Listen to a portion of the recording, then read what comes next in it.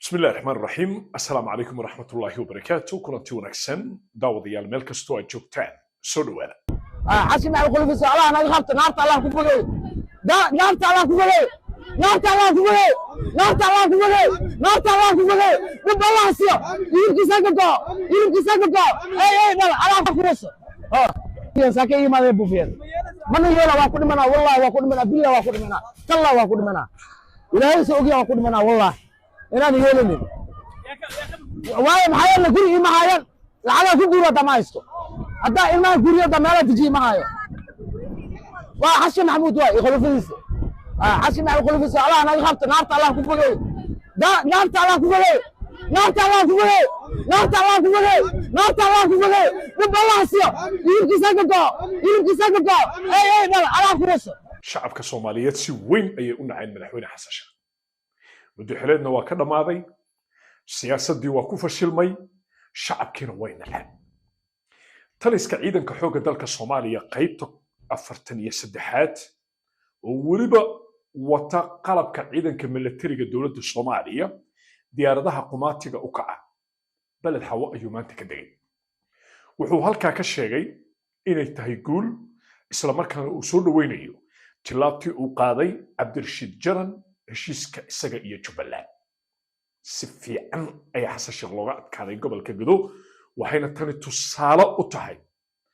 Ismaan Xaaji oo taliska ciidanka 43aad ee militariga hogaaminaya hadiiba uu Jubbaland ku biiray odaga maxaa u haray waa fashil kii ugu xubaa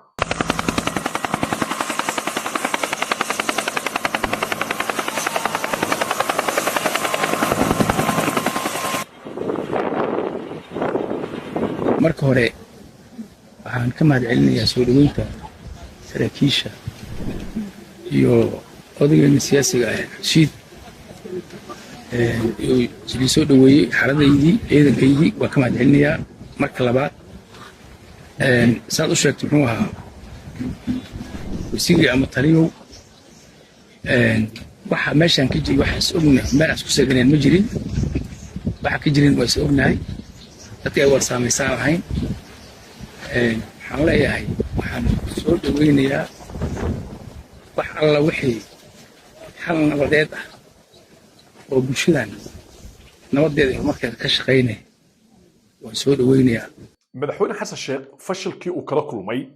Puntland iyo Jubbaland wuxuu isaga soo dhaqayaa galmudug waa lagu yaqaanaa markastuu siyaasadda ku fashilmo dhuusamareeb u carara dadka Soomaaliyeed ayuu moodaa maalin walba in uu sidoo doono uu ka yeelan karo ama sidoo doono uu uga dhigi karo siyaasadda dalka laakiin dadku way baraarugsan yihiin qofna lama qaldi karo shacabka Soomaaliyeed waa shacab dareensan dhaqaaq walba oo jira oo siyaasadeed ee dalkana huseeya maanta madaxweyne xasan sheekh nafi siyaasadeed iyo dhuusamareeb maxay ka bedeli kartaa culayskan ballaaran iyo caasimadda oo looga mudaharaadayo madaxweynaha Hirshabelle kaliya ayaa soo haray inkastoo wali aan la caday karin xaqiiqda dhabta ah xasan sheekh waa iska reebay Ali Gudlaawe wuxuuna u sheegay in ay go'aan gaari doonaan markii uu ka soo laabto magaalada Dhuusamareeb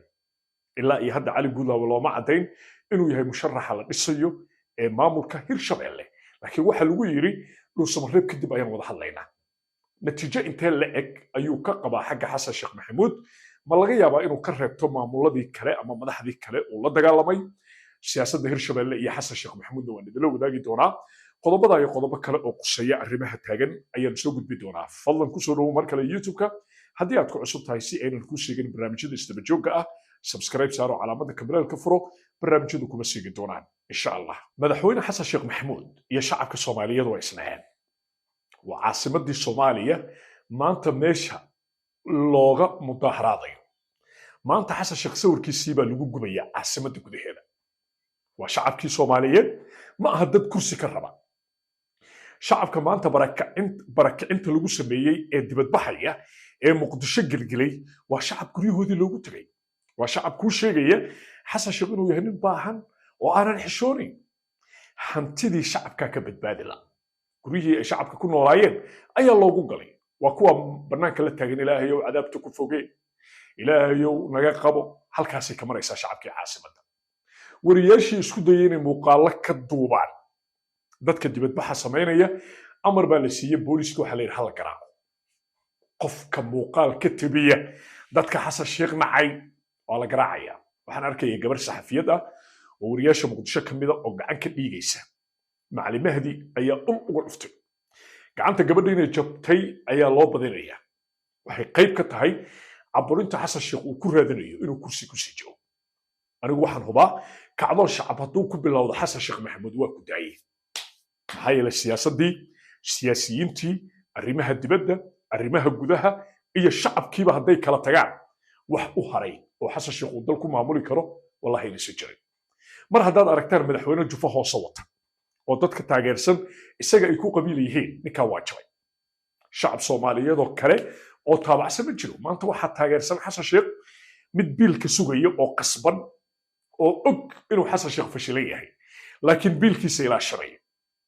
nin kursigiisa ilaashanaya oo og xasan sheekh inuu fashilan yahay waxaa saddexeeya ama labayn kara ilaa midi kursi uu ilaashanaya midna biil uu ilaashanaya waa uun xoogaa oo iska agdhowiyin kuwa oo hal dhinacan ka soo qabanaynaa iyo qof qabiil ku taageersan oo kule madaxweynuhu waa adeerkay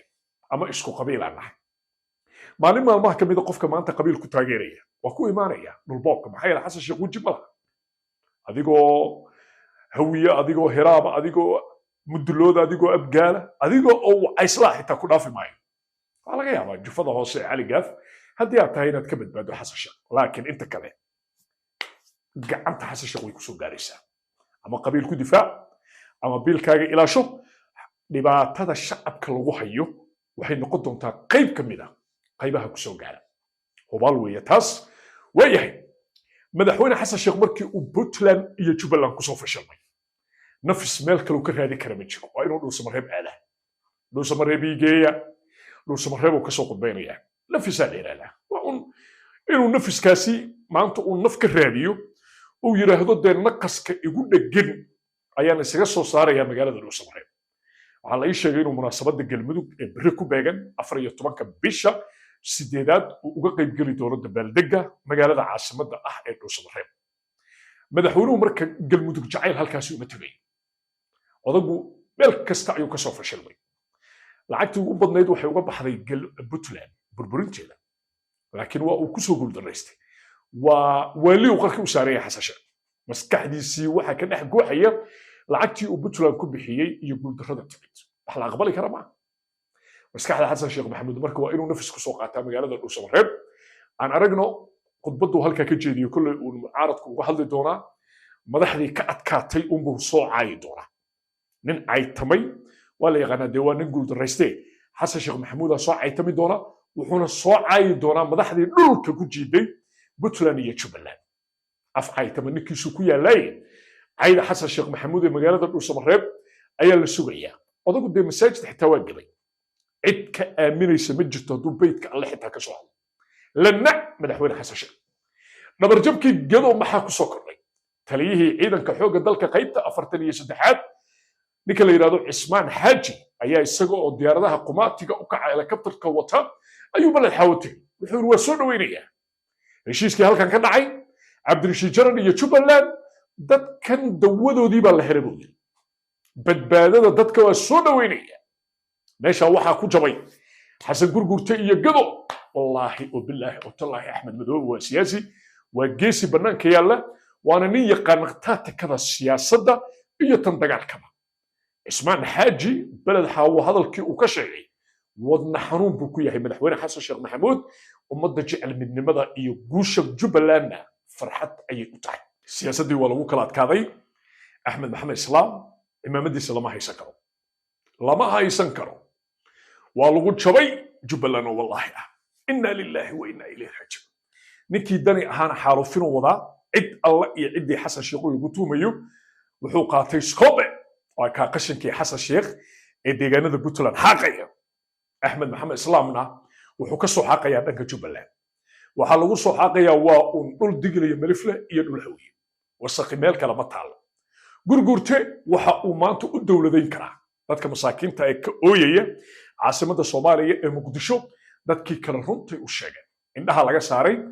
meel uu maanta badbaado iyo badqab dowladnimo uu ka baadigoobayo waxay noqonaysaa waa un dhulkaa dadka ay degan yihiin maalin maalmaha ka midana waa lagu kici doonaa cali guudlaawe ayaa ka soo haray madaxdii xasan sheekh garab taagnayd ilaa iyo hadda badbaado toosoo cali guudlaawe uu ka badbaaday seefta xasan sheekh ma jirto waa kulmeen xasan sheekh iyo cali guudlaawe ugu dambayn waxaana loo sheegay markuu dhusmareeb ka soo laabtay in loo jawaabi doono qofka marka sidaa la yidhaahdo micnaa ku jira micno haddii jawaab loo hayo oo cali guudlaawe filla soomaaliya ay jawaab u hayso lama dhihi lahayn intaan dhusmareeb jiro isug waa loo jeedaa arrintu meeshay u socoto xasan sheekh maxamuud oo qoorqoor sidii la ogaa u galay lafta gareen baha dilay cali guudlaawe muxuu ku samayn doonaa kolley ballanta ugu dambaysay loo qabtay waa markaan ka soo laabtay dhusmareeb isug muxuu samayn doonaa xaaladda hirshabelle waa karkarsan tahay wixii kusoo kordha guud ahaanba dhaqdhaqaaqa arrimaha siyaasadda kacdoonka muqdisho ka socda shacabka caraysan ee nacay siyaasadda guraacan ee xasan gurgurte isha ku hay halkan ayaan kaaga soo gudbin doonaa daqiiqad walba barnaamijkan mid lamida intaynu ku kulmi doonno waa cabdullaahi balwaan oo idinle meel kastoo aad joogtaan nabadgelyo